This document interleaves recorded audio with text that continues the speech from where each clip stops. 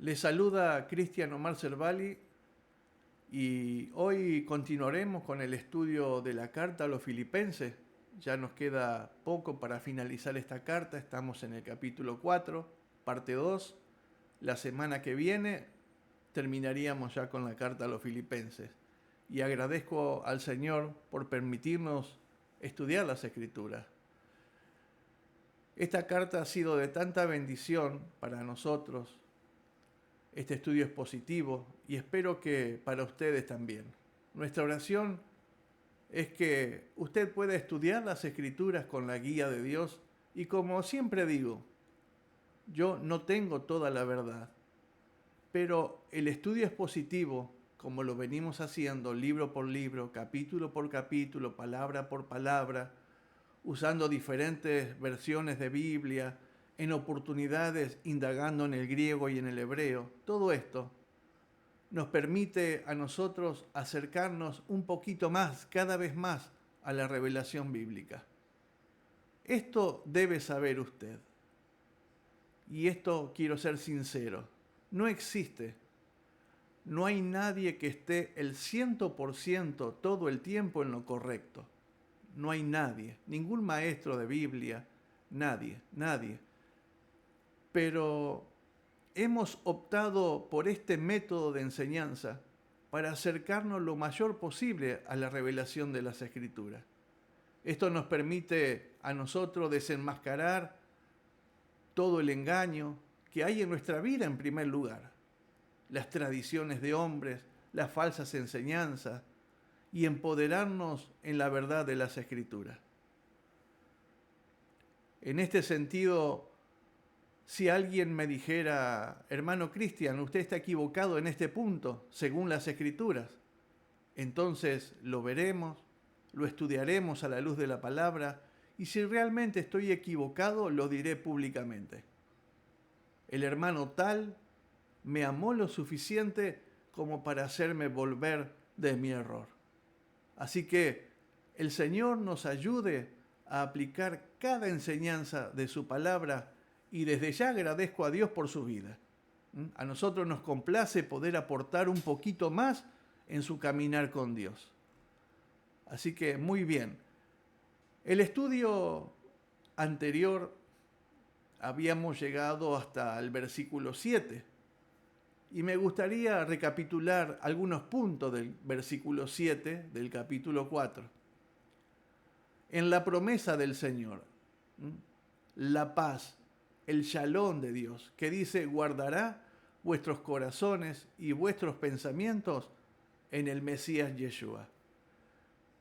Habíamos dicho que el corazón es el cerebro, por lo que guardar el corazón significa que tendremos un corazón preparado, un corazón establecido, corregido, con la finalidad de tener pensamientos correctos en el Mesías Yeshua. Esa es la promesa y debes entender lo que aquí se enseña para poder comprender lo que sigue ahora en este estudio, a partir del versículo 8. ¿A quién se dirige Pablo? A personas que están madurando, que están asumiendo un compromiso con la verdad, que están siendo transformados, que han asumido un verdadero compromiso con la verdad, están creciendo, están madurando. Entonces, esto debemos saber. Al recibir el Evangelio, creemos en la obra del Mesías Salvador, nos sometemos al señorío del Mesías, manifestando un compromiso verdadero con su palabra. Madurar conforme a lo que Dios espera de cada uno. Ser obedientes a su palabra, y todo eso trae como consecuencia el gozo, la alegría, el shalom, la paz de Dios. Y como dice la promesa, una mente corregida para pensar bien conforme a los propósitos de Dios. Así que no se olvide este punto acerca de la mente, los pensamientos, la forma de pensar conforme a lo que Dios ha establecido en su palabra. Esa es la forma de pensar, como las Escrituras. Así que no se olvide este punto que es importante para comprender lo que vamos a estudiar hoy. Así que rápidamente abra su Biblia en Filipenses 4, versículo 8. Y dice así: por lo demás, hermanos, todo lo que es verdadero, todo lo honesto, todo lo justo, todo lo puro, todo lo amable, todo lo que es de buen nombre, si hay virtud alguna, si algo digno de alabanza, en esto pensar. Muy bien. Dice Pablo, por lo demás. Pablo está trayendo esta carta a su punto final. Él está resumiendo los que nos viene enseñando desde el comienzo y se dirige justamente a creyentes maduros que asumieron un compromiso verdadero con las Escrituras. Ellos están madurando y los resultados lo está describiendo aquí el apóstol Pablo. Y continúa diciendo: todo lo que es verdadero, todo lo honesto, lo justo, lo puro, lo amable, todo lo de buen nombre, si hay virtud alguna, si algo digno de alabanza, en esto pensad. Recuerda el versículo 7 con el que iniciamos, que concluía con una promesa de una mente corregida para pensar bien. ¿Cómo es eso? Pensar cómo, conforme a lo que Dios ha establecido desde el principio. ¿Y qué es eso, hermano? Sus mandamientos, su Torá. Sus mandamientos representan su carácter santo. Los mandamientos son el parámetro de rectitud para quienes desean caminar con Dios. Dios los ha establecido para su pueblo, y cuando Pablo habla de una mente corregida para pensar bien en el Mesías, es pensar conforme a los mandamientos, conforme a la Torá. Todas las cosas que dice Pablo aquí son definidas por la Torá, sus instrucciones o mandamientos, como quiera llamarle. Y aquí está el mensaje, aquí está el mensaje. ¿Estamos bajo la ley? No, no lo estamos. ¿Pudiésemos nosotros guardar la ley como exige las Escrituras? No podemos. No podemos porque no existe un templo y muchas otras razones más por las que no podríamos guardar la ley.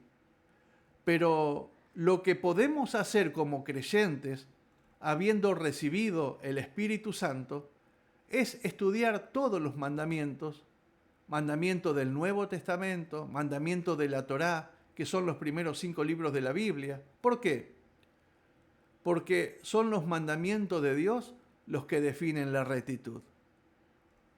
Ellos no producen rectitud. No somos salvos por guardar mandamientos, pero sí nos enseñan de rectitud. Y mientras más estudio sus mandamientos, más discernimiento tendré para saber lo que es verdadero, honesto, lo que es puro, lo que es justo, lo que es de buen nombre. Así que no se trata de mi comprensión de lo que es verdadero, sino de su entendimiento a través de las Escrituras. Sería frustrante si nosotros aplicáramos nuestra propia sabiduría en el asunto. Tenemos que ser guiados y necesitamos ser guiados por la palabra de Dios para entender qué es verdadero, honorable, puro, justo y de buen nombre. Entonces, el verso 8 que hemos leído le habla a creyentes maduros que están creciendo, madurando al asumir un compromiso con las Escrituras. Solo entonces la palabra será un catalizador de cambio. Y Pablo dice: en esto pensad, cosas que serán claves para nuestra transformación a la imagen del Mesías, es decir, ser como Él. Entonces, dice Pablo, en esto pensar. En otras palabras, Pablo está diciendo, esto es lo lógico. Pablo aplica una lógica aquí. ¿Y qué es lo lógico? Pensar conforme a las instrucciones de Dios, a lo que Dios estableció desde el principio. Esto es lógico, pensar así, basado en la verdad de las Escrituras. Volvamos a leer el versículo. dice Pablo, todo lo que es verdadero, todo lo que es honesto, todo lo justo, todo lo puro, todo lo amable, todo lo que es de buen nombre, si hay virtud alguna, si algo digno de alabanza, en esto pensad. Todo esto está íntimamente conectado con la gloria de Dios, es decir, su carácter. Su carácter, Dios es así. Pero este es el problema. Muchos creyentes aplican este versículo sin haber estudiado quizás toda la carta de Filipenses. Al hacer esto, es fácil caer en el error de que nosotros podemos escoger lo que es verdadero, lo que es bueno, yo decido lo que es honesto, yo decido lo que es justo, yo decido lo que es puro, pero no es así. No se trata de que escojamos nosotros. Dios nunca lo dejó a nuestra elección, a nuestro criterio, escoger lo que es verdadero, lo que es justo, lo que es bueno. Él mismo dice en su palabra que nuestras justicias son como trapo de inmundicia. Por lo tanto, lo que Dios espera es que nos sometamos a su palabra, a su señorío, y al hacer esto tengamos una mente renovada, una mente que piense bien. ¿Y cómo? Conforme a sus instrucciones, conforme a lo que Dios estableció, que es el parámetro de rectitud para nosotros, sus mandamientos. Dios nunca lo dejó a nuestro criterio decidir lo que es bueno y justo. Dios ya lo estableció en su palabra. Y la congregación de Filipo estaban aplicando las escrituras en su vida. Estaban madurando, tenían el gobierno del Mesías en ellos. Ponían en práctica la palabra de Dios. Estaban manifestando el carácter del Mesías. Y Pablo les dice, así es justo pensar. Sigan así, siendo empoderados por su palabra y mostrando la luz del Mesías.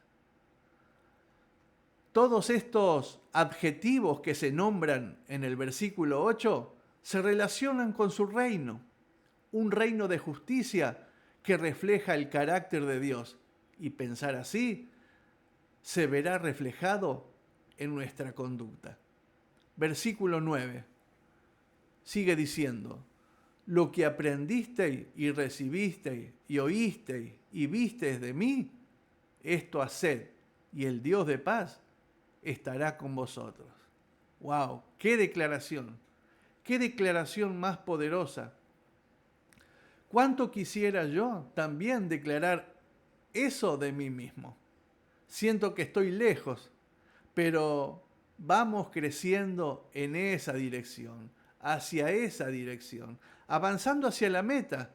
Y ese debe ser el objetivo de todos. Ese debe ser tu objetivo y debe ser el mío. Debemos estar progresando, creciendo, madurando en esa dirección. Y dice, esto haced. Es decir, háganlo. Lo que Pablo está diciendo es, háganlo. Esto haced. Es decir, que no se trata solo de creer, sino de hacer. Hacer es un verbo que denota una acción. Denota una acción continua, de practicar algo continuamente. Es decir, llevar a la práctica hoy, mañana y siempre. Y sigue diciendo, y el Dios de paz estará con vosotros. El Dios de paz, Emmanuel, Dios con nosotros. Esa palabra con es una palabra que está relacionada con la redención. Usted me dirá, ¿cómo puede saber eso? Porque no hay otra manera de estar con Dios sino a través de la redención. Emmanuel significa el nombre de Dios, es un nombre redentor. Dios con nosotros. Para que Dios esté con nosotros solamente es posible a través de la redención. Dios con nosotros. Caminar en su voluntad y asumir un compromiso con su verdad nos trae la paz de Dios, el shalom de Dios, que está relacionado con su voluntad. Ahora, fíjese que después de decir todas estas cosas, ¿hacia dónde se dirige Pablo? hacia el regocijo. Leamos el versículo 10 y dice: en gran manera me gocé en el Señor de que ya al fin habéis revivido vuestro cuidado de mí, de lo cual también estabais solícitos, pero faltaba la oportunidad. Muy bien, todas estas cosas que Pablo ve en los creyentes de Filipo le trae gozo. Él está gozoso al ver que están madurando y están aplicando y viviendo su fe. Recuerde cuando le dice: ustedes son mi corona, que está relacionado con recompensas para Pablo, al ver que ellos están madurando en el Señor. Aquí vemos algo que ellos ya habían hecho anteriormente y ahora están renovando ese compromiso. ¿De qué habla la palabra? ¿A qué se refiere? Bueno, la palabra clave acá es vuestro cuidado de mí. Ellos estaban cuidando del apóstol Pablo mientras estaba preso. Ellos lo estaban ministrando al apóstol Pablo. Y Pablo acá está diciendo: ustedes están pensando en mí. Al asumir ese cuidado, ustedes están pensando en mí. Ellos estaban demostrando interés por Pablo. No es que dicen solamente: ¿cómo me gustaría ayudar a Pablo en prisión? Por el contrario, ellos estaban haciendo algo por esa situación de Pablo en prisión. Y Pablo lo dice: les faltaba la oportunidad. ¿Qué está diciendo aquí el apóstol Pablo? Seguramente, mientras ellos estaban ministrando a Pablo por un tiempo, algo sucedió, que hubo una interrupción en ese servicio. Y ahora estaban continuando. Ahora habían renovado ese compromiso, ese cuidado de mí, como dice Pablo. Ahora han renovado ese cuidado acerca de mí. Esta congregación cuidaba a Pablo. Y no podemos saber qué sucedió, que no pudieron hacerlo por un tiempo. La Escritura no lo dice. Pero algo sucedió que no pudieron ir a Pablo. Pero ahora retomaron nuevamente el cuidado de Pablo y él está muy agradecido al ver su interés y madurez. Verso 11. No lo digo porque tenga escasez, pues he aprendido a contentarme cualquiera sea mi situación. Esta, mi estimado oyente, son palabras de una persona madura. Pablo dice: no es necesario que ustedes hagan estas cosas. Estaré contento sin importar las circunstancias. Pero es un gozo para Pablo ver que le estén ministrando en las situaciones que se encuentra. Pablo se goza al ver que aman a su prójimo, están demostrando su fe y se goza por ello. Leamos el final de este versículo 11, porque ahora quiero llevar esta enseñanza a otra dirección. Dice así: pues he aprendido, dice Pablo, pues he aprendido a contentarme, cualquier sea mi situación. Pablo era un hombre espiritualmente maduro.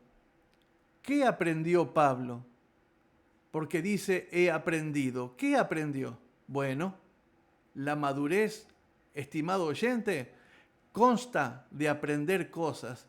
Y él dice: pues he aprendido a contentarme cualquier sea mi situación. Lo vemos reflejado en toda la carta cuando él dice palabras como su objetivo es el Mesías. Él corría detrás del Mesías y ninguna situación podría opacar ese hecho. En este sentido, ¿podemos decir nosotros lo mismo? ¿Nos describe esta palabra del apóstol Pablo a nosotros? Leamos el verso que sigue, el verso 12. Dice Pablo: sé vivir humildemente y sé tener abundancia. En todo y por todo estoy enseñado, así para estar saciado como para tener hambre, así para tener abundancia como para padecer necesidad. Lo que Pablo dice es que es solo cuando crecemos y maduramos que seremos enseñados por el Mesías a estar contentos sin importar la situación que nos toque atravesar. ¿Por qué? Porque esperamos de Él que un reino mucho mejor. Y nosotros hacia allí vamos. Pablo está conectado con una vida del reino. Pablo está conectado con las promesas del reino. Pablo tiene la perspectiva correcta. Él sabe que no es de este mundo.